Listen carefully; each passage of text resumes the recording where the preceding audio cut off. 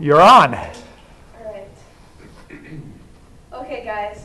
Today we're going to time travel.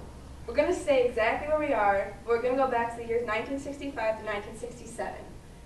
You guys, can anyone name some things that were happening during the 60s and 70s? Hippies? Disco. Simon Garfunkel. Yeah, these are all the things. The things I wanted to focus on today are the social movement, so Vietnam and civil rights. And I was thinking it'd be kind of interesting to see what it'd be like to have been at Kelvin during these things that were happening. So in order to do this, I scoured the chimes and I looked through the old yearbooks, the Prism, and I talked to 4 alumni, and I'd actually like to introduce you to them.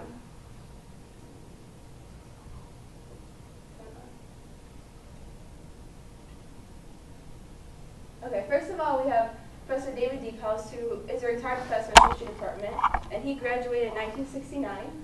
And then we have Miss Judy Winkle, and she graduated in 1967 with an English degree. And then we have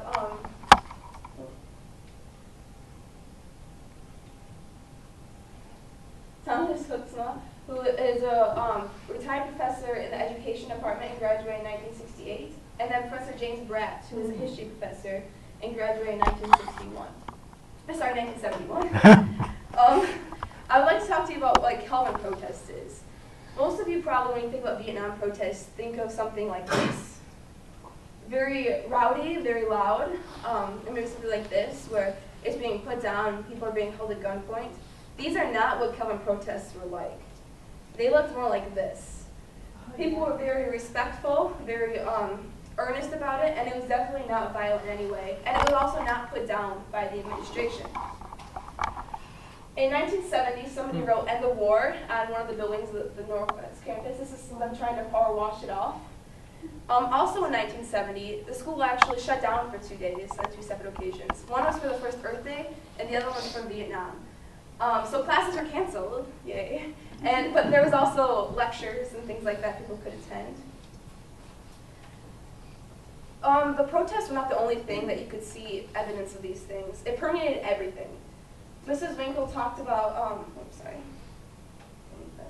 talked about coffee shop conversations. So people would just gather in commons and talk about what they were thinking, what was happening. And a lot of times these were initiated by professors who would just sit in like Johnny's or the commons areas and initiate these conversations. And actually everyone thought that professors were very helpful in helping to discern these issues. And we all know college is confusing. We're trying to figure out what we want and what we think, and these things combined with the war just made it really complicated for a lot of students. It also affected the way people studied and the way people approached issues in classes. Professor Deephouse actually reviewed a book in the Chimes called War and Conscience, and he viewed it in terms of Vietnam. Actually, speaking of the Chimes, it was a very influential part of stimulating these conversations. At the time, in the late 60s, there were 2 co-editors by the names of Paul Schrader and Janine Akwal. You may recognize Schrader's name from his work and writing for the movie Taxi Driver, American Giglio, or Affliction. Or you may recognize Janine Akwal for her work on Catch Me If You Can, Seabiscuit, or Pleasantville. Before these 2 individuals went on to do great things in the film industry, they were here at little old Kelvin, just stirring the pot with the Chimes.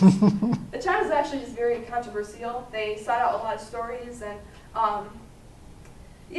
Professor Bratt was a writer for the Chimes, and he recalled every Friday morning going out and distributing the paper around campus. And then by noon, Commons would just be buzzing with all the conversation of things in the Chimes.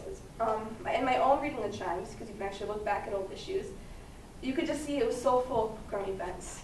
In 1965, Vietnam was mentioned every few issues, and also civil rights was occasionally mentioned. But by 1969, you couldn't find an issue without these things in it. It was in issues multiple times. Actually, Paul Schrader and Janine Akwal's staff was asked to step down as they were essentially fired from their positions because the Board of Trustees thought they were being too controversial. They wanted to start a newspaper called The Spectator, which is an underground thing from like the Chimes. And you can actually read that in Heritage Hall as well, and I looked at some of those. And from looking at those, you could just tell that students wanted to have free speech. They wanted to talk about the films that they saw and the plays they read, even though they weren't really allowed to watch films for CSC. And yes, they want to talk about things they disagreed with the school and government, even though these were very crass views according to the school. The center of a lot of this controversy was the draft. Some of you may recall Vietnam had a draft. And this made the war literally a life or death issue for males at the time. There was something called conscientious objection, which means that people disagreed with the war and therefore did not want to fight for it because they disagreed with it. And this was something a lot of males were struggling with at the time. There was a Chimes article in 1969 that talked about people could get deferments for being an education major. So males were switching to education so they won't have to fight. And there are actually no names in this article because you could go to jail for speaking out, it'd be treason to speak out against the draft. So the draft made Vietnam very apparent to a lot of people. However, civil rights was apparent in its own nature. Even though the campus was very Dutch CRC, everywhere else you could see it. And actually, Grand Rapids had race riots. I didn't know that before this.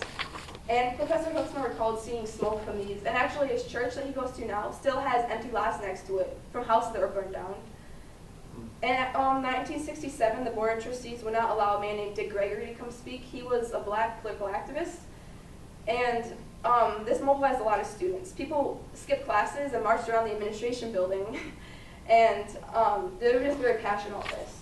Okay, I have a question. How many of you guys remember 9/11? See, show hands. Yeah, me as well.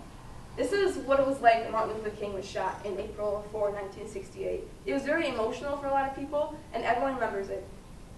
Professor Hooksma attended a march downtown that began in what is now called Kings Park. And he just remembered blacks and whites all came and mourned this event together, and it was very unifying for them. So as you can see, there are many things that were different in the 60s and 70s. First of all, we're allowed to dance now, so that's pretty great, and watch films. But also more relevantly is something Mrs. Winkle observed when she was walking across campus, and this is diversity. We have actually come a really long way in that department. And even though also we don't have a war that we can rally against as much, or civil rights, which is very mobilizing, but a lot of people drew the connection to LGBT issues in our conversations around that. So I would like to end by reading an excerpt from a letter that I found in the 1970 Prism. And this was a letter written by a son to his father, his father didn't agree with his son's political activism and thought that he should just get back to studying. So this is what the son said. Just as the prophets of old spoke out, so Christians today must compare the actions of men and governments to the standards of Christ, and then, no matter what the cost, speak out about the deviation from the standard. So I must go to Washington. Not to do so would be a repudiation of my education at Christian High and at Calvin. Affectionately, your son.